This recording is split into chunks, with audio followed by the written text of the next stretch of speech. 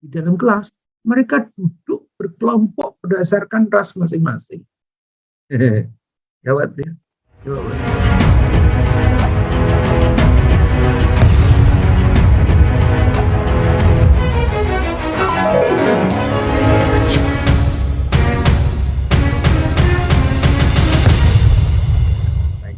Halo, saya Handoko Wignowargo dari Maestro Consulting, Coaching, dan Communicating untuk Anda semua dalam Secara Zoom Live.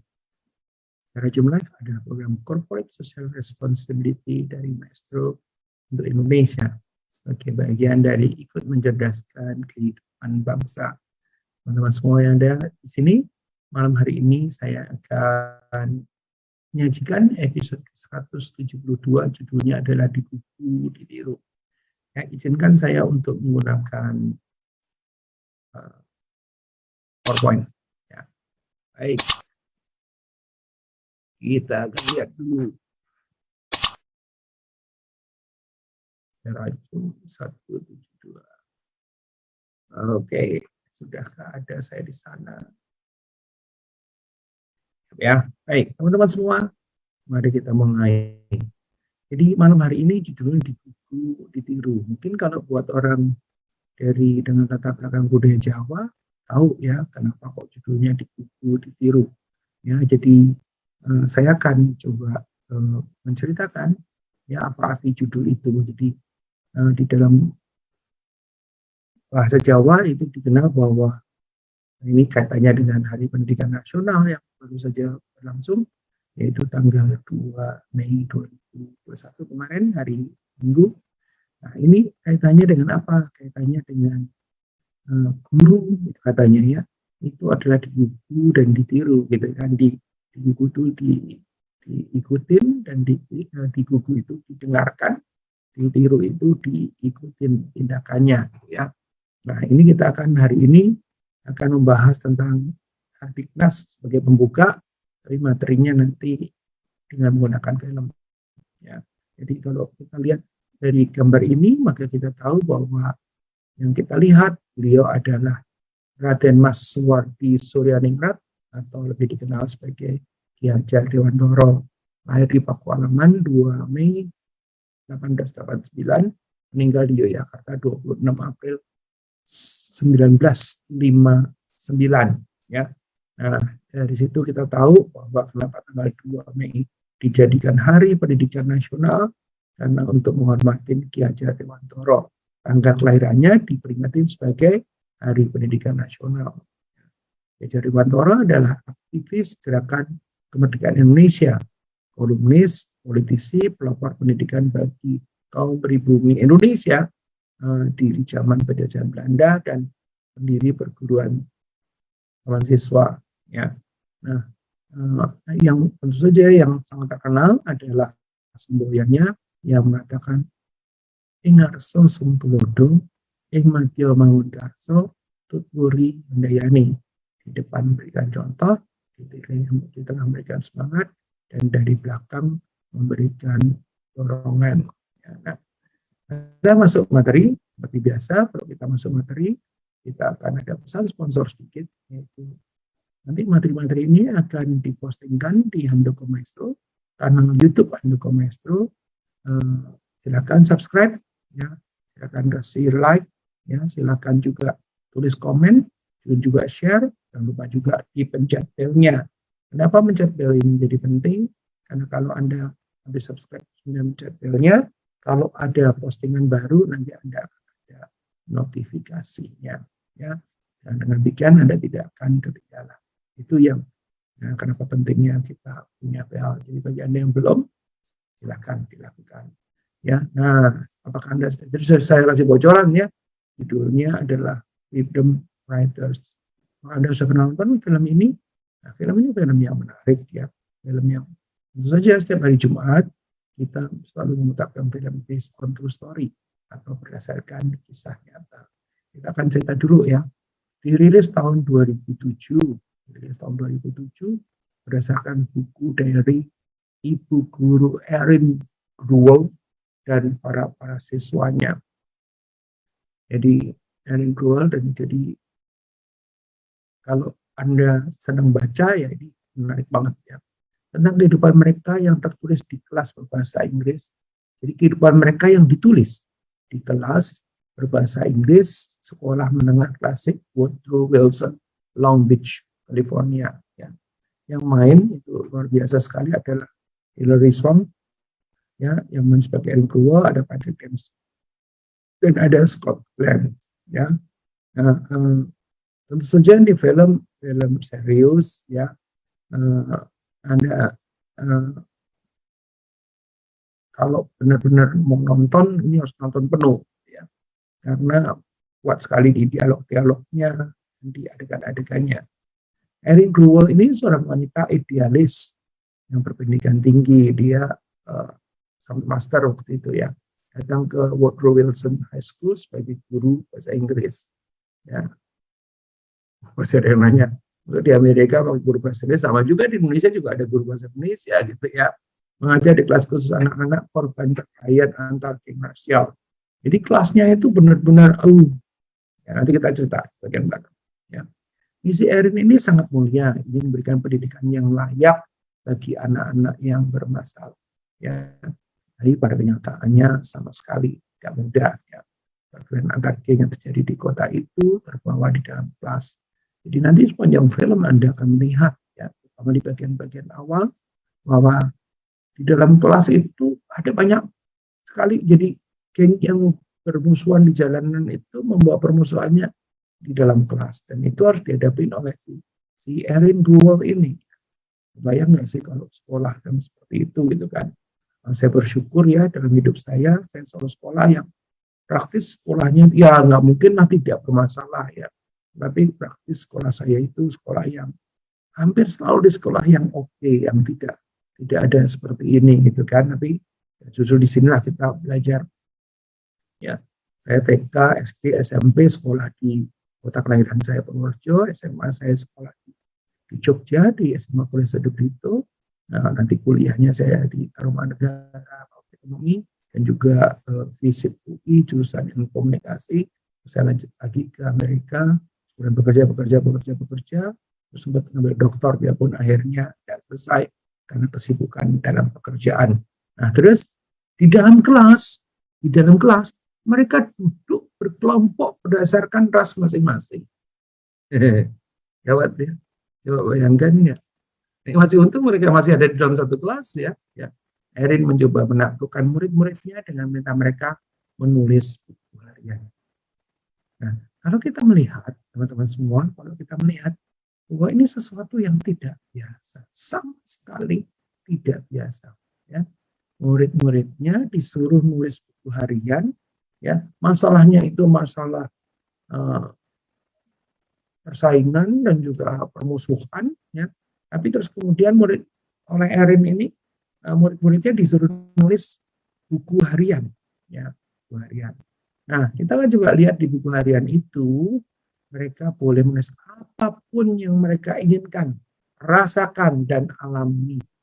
Jadi mereka boleh jadi menumpahkan segala pikiran, perasaan, dan mungkin kejadian dan apapun juga di dalam buku harian. Dan ternyata yang menarik, cara ini berhasil. Tentu saja ya tidak semudah terus kemudian berhasil, tapi akhirnya berhasil. Jadi oleh Erin ini diajarkan gimana caranya, sehingga mereka tahu caranya bukan berarti terus kemudian orang mau melakukan loh, ya. Ya, setelah tahu caranya pun mereka masih belum serta-merta mau melakukan. Yang terjadi adalah mereka boro-boro langsung melakukan. Yang ada adalah mereka itu butuh cara tersendiri juga akhirnya melakukan, dan akhirnya berhasil.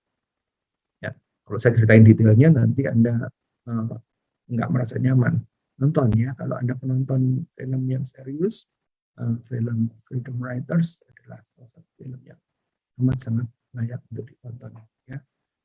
Kalau kita lihat behind the scene-nya, ya, jadi film ini berdasarkan buku juga, ya. Tadi kan saya dikatakan, ya, sebelum dibikin film dia jadi buku, dirilis tahun 1999, ya, The Freedom Writers Diary, ya, How a Teacher and 100 Teens use writing to change themselves and the world around them, ya. Jadi judulnya adalah The Freedom Writers Diary, ya, buku harian Freedom Writers, bagaimana seorang guru dan 150 teens, ya, anak-anak muda menggunakan menulis untuk merubah diri mereka dan juga dunia di sekitar mereka, ya. Jadi buku ini isinya nggak cuma sekedar buku menceritakan apa yang terjadi, tetapi memang isinya adalah tulisan daripada 150 anak-anak muda itu. Dibayangkan, ya, ada segala perasaan, segala pikiran, segala kecurigaan, dan apapun juga ada di sini. Ya, jadi penulisnya adalah murid dari sekolah Woodrow Wilson, dan teachernya adalah Erin Grow. Nah, si Erin itu sendiri, nah, dia, ya, yang diperankan oleh si Hilary Swank, ya, itu lahir 15 Agustus 69 di Glendora, California. Dia punya pendidikan bachelor dari University of California, Irvine, ya, dari MA, dari Master of Art dari Cal State Long Beach. Ya. Ya, akhirnya sekarang dia menjadi Executive Director at the Freedom Writers Foundation, ya, Yayasan Freedom Writers, educator, author, social activist, dan podcaster, ya, tentu aja, ya. Jadi ini sudah menggunakan teknologi yang modern, ya, untuk menyebarkan apa yang sudah dilakukan dan saja pengembangan selanjutnya, ya. Itu yang terjadi, teman-teman semua. Nah, apa yang terjadi itu kan tidak mudah, ya. Karena kalau kita nonton filmnya kita tahu persis, ya, dia tidak dihargai, tidak terima baik di ruang guru karena banyak guru iri pada guru junior seperti dia. Pelajaran yang paling berharga dari ini adalah bahwa pada saat kita melakukan kebaikan, itu tidak semua suka dengan apa yang kita lakukan. Bukan karena kebaikan yang kita lakukan, melainkan karena ada iri hati di dalam mereka, bahwa kok ada orang, bahkan mungkin junior, orang baru gitu, ya, yang bisa berbuat lebih baik dibanding mereka. Ya. Bahkan supervisornya tidak mendukungnya dan mengatakan murid-muridnya sebagai orang-orang yang bodoh. Nah, kalau yang terkait dengan ini, ya, ini sudah saya bahas juga di dalam materinya di dalam Serajum, yaitu yang disebut dengan Pygmalion Effect, ya. Kalau pada saat kita menganggap orang lain itu punya potensi baik, maka kita akan melihat potensinya dan kemudian dia akan jadi baik, ya. Terus kemudian ada kebalikannya, yang namanya Golem Effect. Kalau kita melihat anak buah kita itu bodoh ini, gitu kan, maka yang terjadi dia akan selalu bodoh, dan kemudian terjadi benar-benar dia itu bodoh karena yang dilihat adalah kesalahan-kesalahan atau kekurangan-kekurangannya, bukan potensi-potensinya. Nah, ini kalau kita melihat di sini, ya, supervisornya begitu, ya. Kalau kan sementara berarti kalau kita melihat, ya, supervisornya ini melihat di sisi adalah negatifnya, kalau si Erin ini dari sisi positifnya. Nah, ini kita bisa lakukan juga di dalam pekerjaan kita sehari-hari, bahwa kita mikir anak buah kita itu bodohnya, ya, ketemu kita setiap hari kita lihat bodohnya dia. Kalau kita melihat anak buah kita itu pinter, kita lihat potensi. Nah, tidak dihargai juga karena apa? Orang tua murid merasa dilangkai dalam mendidik anaknya. Coba bayangkan, bahkan orang tua yang hanya dididik dengan baik, tujuan yang baik, itu pun juga nggak terima karena itu hak saya, gitu kan. Nah, menarik, ya. Untuk satu kebaikan pun tidak terima. Nah, berarti kan pada saat kita melakukan kebaikan, tidak semua terus kemudian bakal mendukung kita, itu saja. Masyarakat di sekitar memandang murid-muridnya dengan buruk prasangka. Jadi ada stereotyping, ada prejudis, ya, terhadap murid-muridnya. Jadi sudah dicap duluan. Ada isu dia memiliki affair dengan pejabat tinggi sekolah. Jadi semua itu saling kait-mengait. Diperhatikan, semua dasar utamakan kebaikan, ya, itu di dalamnya itu akan ada hal-hal yang seperti ini. Ya, terus kemudian jangan sampai kita bertanya, kalau gitu jangan melakukan kebaikan, tidak. Kebaikan tetap harus dilakukan. Nah, oke, jadi mungkin itu cerita saya yang terkait dengan tadi saya bilang sama Anda tadi bahwa film ini sangat layak untuk ditonton kalau Anda adalah nonton film serius, ya, dan senang pada dunia pendidikan, ya. Dan materi ini nanti akan di submit, di posting, di subscribe di Handoko Maestro, ya, yang isinya materi-materi edukasi. Jangan lupa subscribe, ya. Dan kalau yang terkait dengan inspirasi, subscribe-lah Maestro Channel. Ya, nah, jangan lupa nyalakan lonceng juga agar supaya Anda jangan ketinggalan pada saat ini melakukan posting. Nah, teman-teman semua, saya akan coba membahas ya dalam beberapa menit ke depan tentang lesson learned from the movie. Ya. Apa yang kita bisa pelajari daripada movie ini. Ya, nah, mungkin Anda sekarang banyak di rumah, mungkin Anda sekarang tidak banyak nongkrong di luaran gitu ya. Mungkin Anda sekarang punya, dan sekarang ini kalau kita melihat di dalam kehidupan kita dimudahkan untuk bisa nonton movie di mana aja, terutama dengan gadget kita, dengan handphone kita, gitu ya, dengan smartphone kita, kan, dengan katakanlah kita bicara soal apa namanya Netflix, kita bicara soal yang lain itu harganya amat sangat terjangkau ya untuk kita nonton ya, dan itu memilih menjadi penting sekali.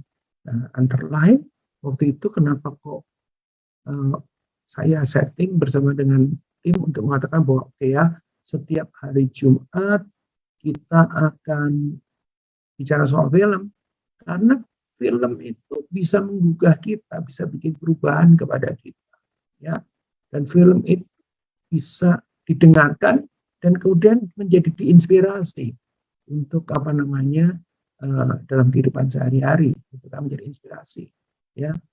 Kalau kita dulu bilang bahwa guru adalah digugu dan ditiru gitu ya, digugu itu apa namanya didengarkan dan kemudian ditiru, itu diikutin kejadiannya gitu ya, maka film pun juga bisa menjadi guru buat kita ya. Maka saya akan membahas tentang lesson learned from this movie ya. Satu ya, kalau dari hasil tadi ini, hasil riset yang terkait dengan ini, apa namanya analisanya orang terkait dengan lesson learn-nya ya, Erin ini mendapatkan rasa hormat siswanya melalui gaya mengajar yang unik, memberdayakan mereka untuk melajari diri mereka sendiri dan orang lain. Jadi kuncinya adalah apa? Adalah be understanding. Dengan demikian adalah memberdayakan ya. Jadi bukan satu sisi memberi saja, tetapi membuat mereka itu sendiri mampu dan mau untuk mempelajari diri sendiri pada saat sama juga mempelajari orang lain ya. Nah, ini penting juga ya untuk kita tuh kalau sebagai pengurus. Nah, terus kemudian apalagi yang dipelajari adalah Erin itu pembagian buku The Diary of Anne Frank ya untuk setiap siswanya dari kantongnya sendiri. Berarti dia mesti berkorban. Dan ingat loh ya, pada saat dia berkorban itu banyak orang nggak suka ya, banyak orang yang mungkin nyinyir gitu ya.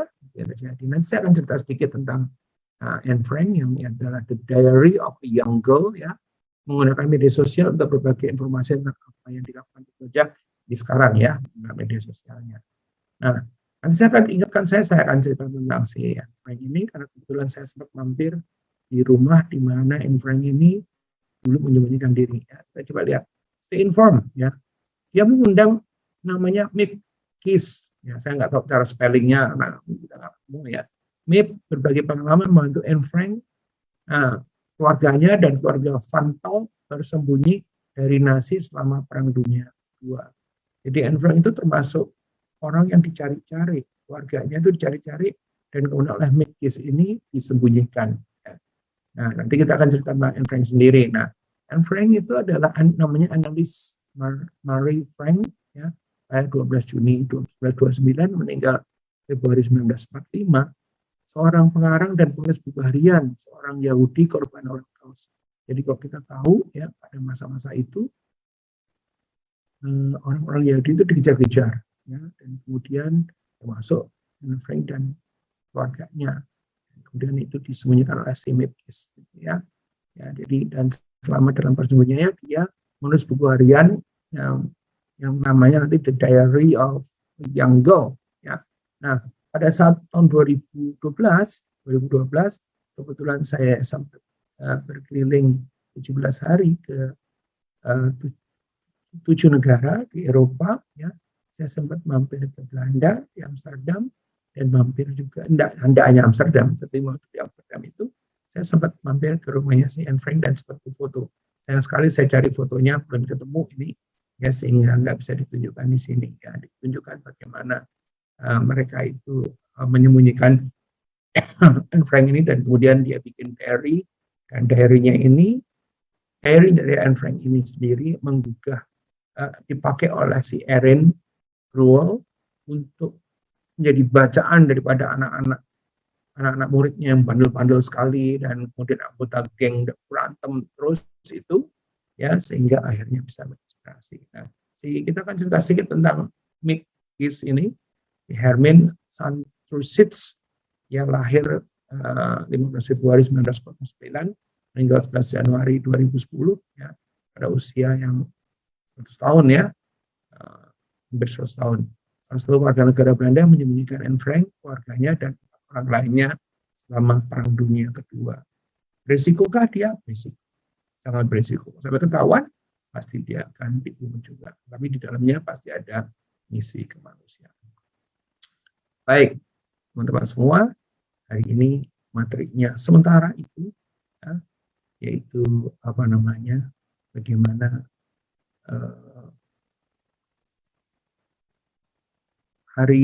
film yang berjudul Freedom Writers adalah sebuah film yang sangat layak untuk Anda tonton. Ya, kenapa? Di dalam film Freedom Writers tadi ada banyak pelajaran tentang bagaimana dia sebagai seorang guru, ya, bisa membawa perubahan kepada anak-anaknya yang tadinya perang massa, saling bermusuhan, berantem terus, sampai akhirnya bisa menjadi anak-anak yang baik-baik, ya.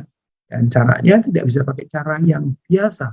Caranya harus cara yang tidak biasa, yaitu dia menyuruh anak-anaknya untuk membaca buku diary-nya Anne Frank, ya. Pada saat sama juga dia minta anak-anaknya menulis buku harian. Dia boleh melupakan segala apa yang dirasakan di pikiran untuk diary-nya, dan itu akhirnya membuat anak-anak menjadi anak-anak yang baik. Baik, sementara dari saya adalah itu, saya Handoko Wikiwarko dari Master Consulting, Coaching, dan Communicating untuk Anda semua di dalam Serajum Live, di mana ada dalam Serajum hari ini, episode 172, judulnya adalah Dikuku Ditiru. Terima kasih.